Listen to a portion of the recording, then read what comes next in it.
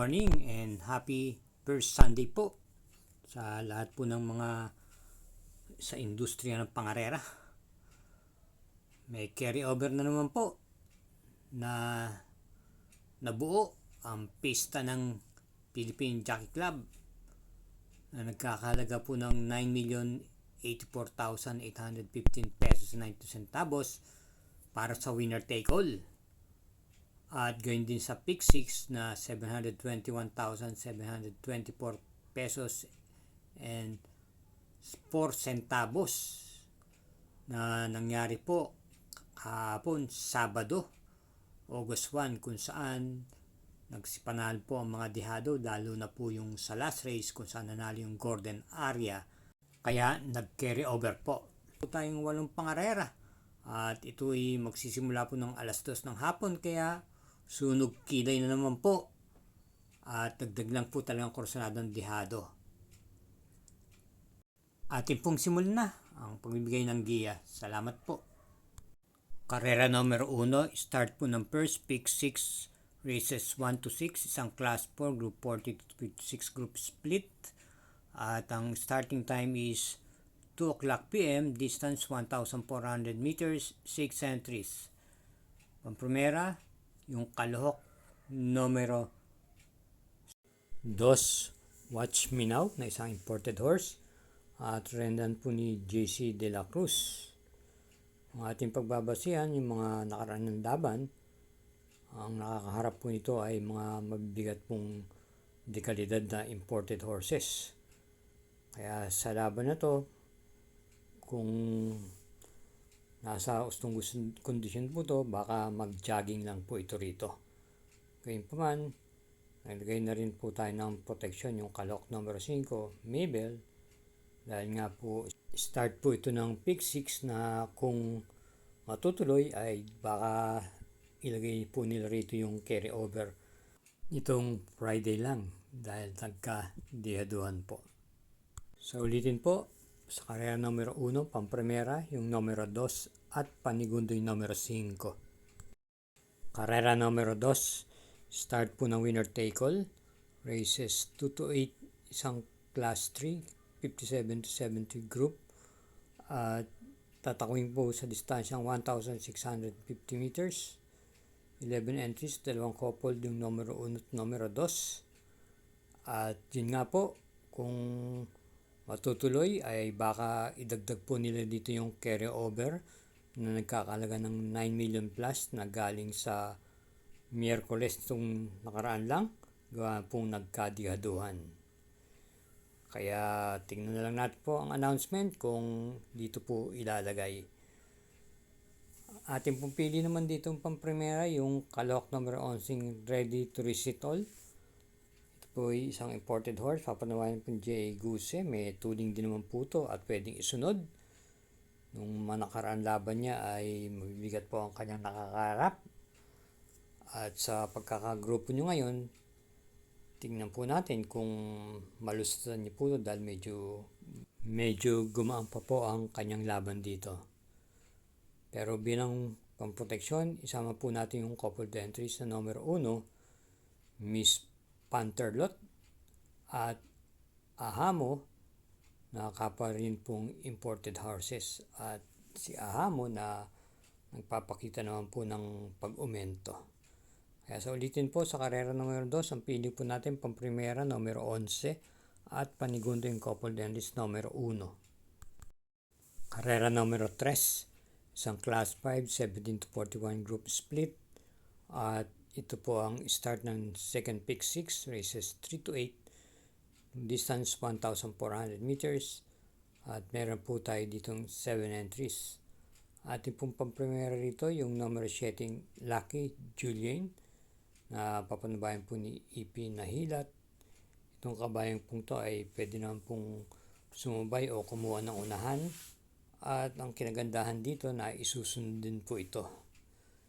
Bilang panigunda po natin dito yung numero 1, Guest of Honor, na sa tingin ko siya na rin po ang magdadala ng marcha sa harapan at rendanan po ni GM Melchego. At bilang panersera po natin dito yung dramatic numero 3, Advocacy, JL Sego Jr. po ang rerenda. Ay, sa ulitin po, sa karera numero 3, ang pili po natin pampremera numero 7, panigundo numero 1 at panerseray numero 3. Karera numero 4, distance 1,400 meters, Sun Class 5, 70-41 group split. Ito naman ang start po ng ating Peak 5, races 4 to 8. At meron tayong 7 entries, isang couple yung numero 3. Pamprepara po natin dito at nagagaan po tayo sa laban yung numero 2, Queen Bell. Ito po ipapatubayan po ni CB Garganta. Kanyang mga nakaraang preba sa akin pagkakasaliksik, ito po ay pwede naman pong kumuha ng unahan itong kabayang to. Pero pwede naman po rin naman i-remate. Kung yung mga nakaraang laban niya ay medyo mas mabigat kumpara po rito. Pero ang ating pong pamprotection dito, na panigundo yung numero 4, Marquez Angel, na gamay naman po ni JB Hernandez at maganda po yung tinatakbo basta siya po ang namamatnubay. At bilang paningit, yung numero 4 na panersera natin, Bonnie Avenue ni LF Desus. Kaya dito sa karera numero 4, pili po natin pampremera numero 2, panigundo numero 7 at panersera yung numero 4. Karera numero 5, ang start po naman ng Peak 4, races 5 to 8, isang Class 5, 17-41 group split, distance 1,400 meters, another 7 entries. Pampremera, yung kalok numero 4, Cristiano. Ito po ay gamay po ni JL Lazaro. Pwede naman po itong kumuha ng unahan kung wala po gaanong mabilis. At meron naman din po taglay na remate. Bilang panigundo po natin dito yung dihadong numero 3, Sunshine June, na papanubayan na po ni Ipinahilat. At bilang panersera yung sa nakikita kong magdadala ng marcha sa unahan at may tapang po basta nasa unahan base sa kanyang nakarang tinakbo, yung numero 6, Street Queen ni NC Lunar. Kaya dito po sa karera numero 5, ang pili po natin, pampremera numero 4, panigundo numero 3 at panersera yung numero 6. Karera numero 6, isang Class 4, 40-56 group split, distance 1,400 meters, 7 entries. Pampremera, yung imported horse numero 2, Party for Us. Ito ipapanubayan po ni James Torque sa kanyang nakaraan na battle race. Ito po dumating lamang po ng segundo. Pero maganda naman po ang kanyang prebang naitala at ipinakita. Bilang panigundo po natin dito yung numero 2, ECJ, na isa rin pong imported horse. At ito'y rendahan po ni Ipinahilat, may taglay pong tuling tong kabayang to. So nakikita ko baka siya na rin po kagad ang kumuha ng harapan dito, lalo sa tingin ko siya ang may taglay na bilis dito para humatak ko kagad ng unahan. Kaya sa ulitin po, sa karera numero 6, pampremera yung kalok numero 2 at panigundo yung numero 5. Karera numero 7, penultimate race, tatakboy sa distansyang 1,400 meters, sa Class 5, 70-41 group split, 7 entries. Pampremera, yung may kababaan sa laban, yung numero 5, Red Soul, yung JM Storke. Ito po ay dating mataas pong grupo ang kinalalagyan nito at may kabigatan po ang mga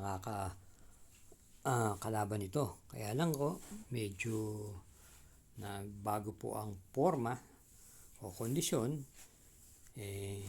hindi pa po ganong nanunumbalik yung dati niyang gilas. Bilang panigundo naman po natin dito yung numero 3, Margo. Ito po ipapanubayan po ni JB Guerra.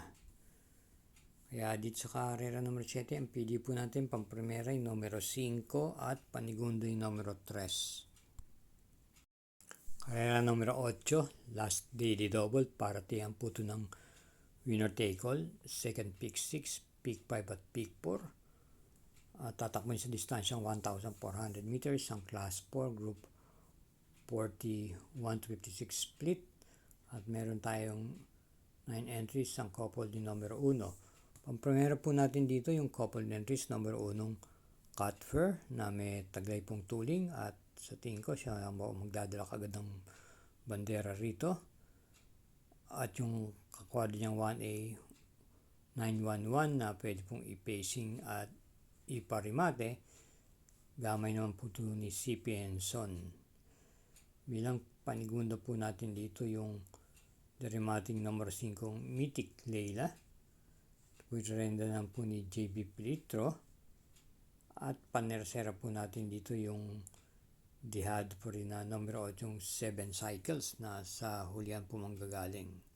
Kaya sa ulitin po, para dito sa huling pangarera, karera numero 8, ang pili po natin pamprimera yung kalok numero 1 coupled entries, panigundo yung numero 5, at panersera yung numero 8. Muli po tayo natapos sa ating mga giya. At paalala, gabay lang po ito at inyo pa rin kursunadaan siyang mga masusunod. Hinahinay lang po sa ating paglilibang. Good luck po and thank you again for watching.